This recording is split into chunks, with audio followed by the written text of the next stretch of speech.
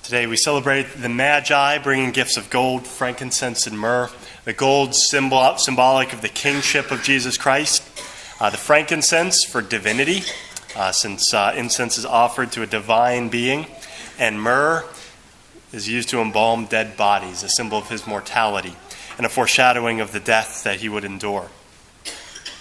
So when we think about the Magi, these were probably Zoroastrians. They were from the Persian Empire, and they practiced astrology. They would read the stars and the movements of the planets in order to, try and find signs in the sky.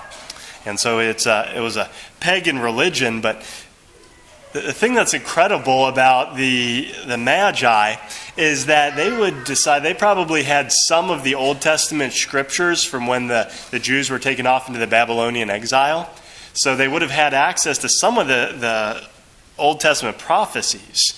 And so by studying the stars, and by studying the prophecies that they had from the Jewish faith, they were able to see the star and predict this event. But the amazing thing is that they would have enough faith, based upon what they saw in the sky, to set out on a journey of hundreds of miles, which would have been a long, difficult, and dangerous journey, to find what they thought would appear at the end, a great king.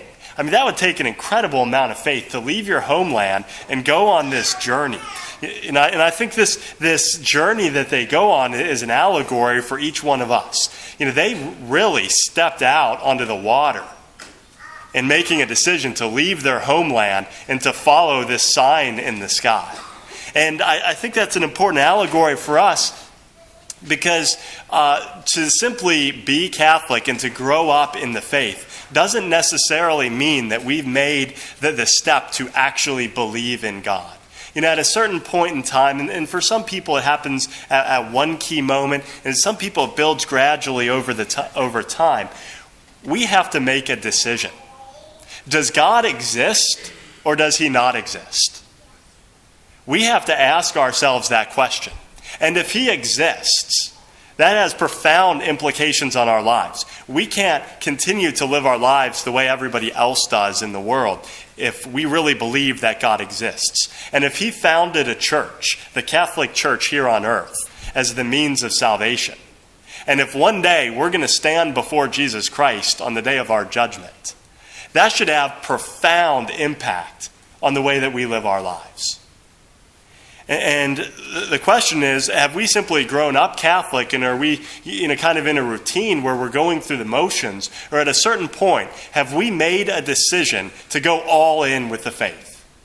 To say, is this true or is it not? And if it is true, I better live entirely and fully for Jesus Christ with every element of my life. We have to step out on a journey because we now have a destination. And if it's not true, if God doesn't exist, if he didn't found the Catholic Church, then let go of it. Either it's true or not. It has to be a firm decision. And the Magi made that firm commitment when they set out on their journey. So the question is, have we made that commitment of initial faith? Have we made that initial step where we say, I have a goal that I'm seeking after, and I am going to orient every aspect of my life towards achieving that goal?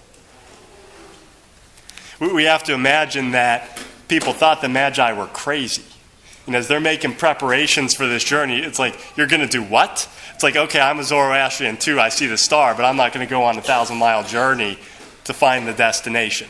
So people probably thought that they were crazy, and they would have run into resistance. And if we make that step of faith, we're going to experience the same thing.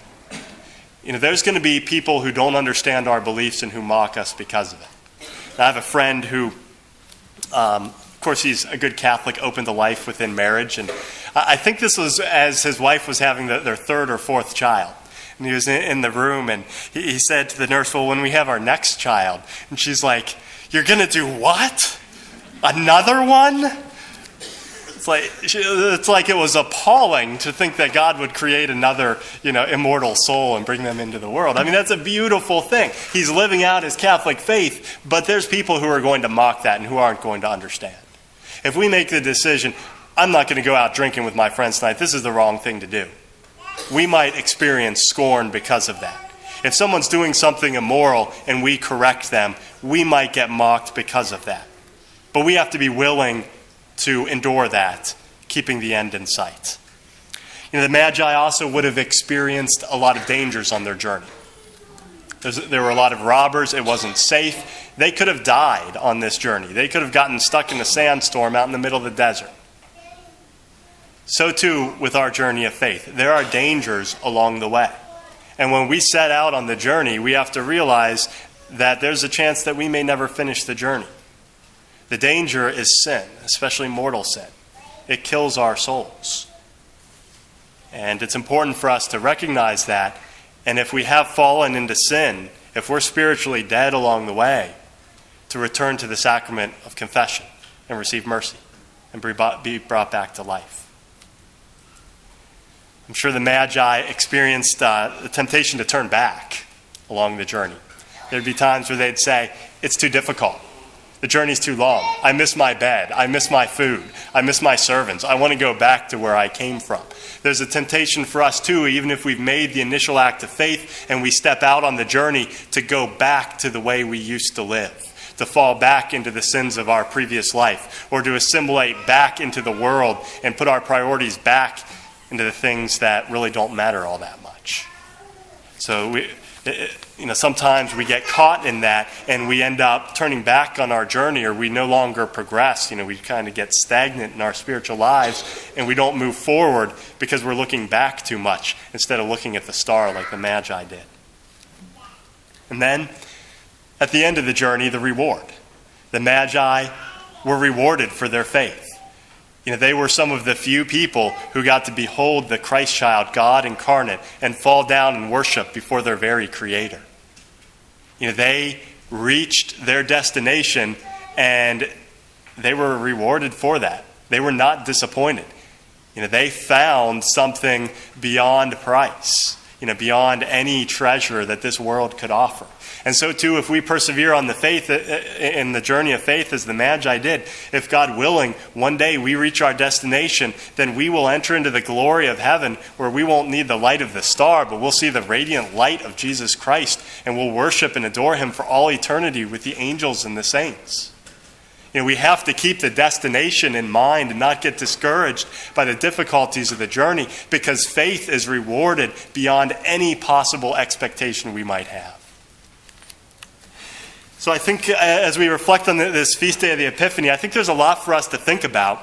And perhaps we can take a few moments and ask ourselves, where are we on this journey? Have we made the initial act of faith, or are we yet to start out on the journey? Have we set out on the journey, or have we been captured by some of the dangers along the way? Have we fallen and given in to the scorn of others? Or have we fallen into the temptation to look back at what was behind us, what we left behind? Or are we progressing towards our goal?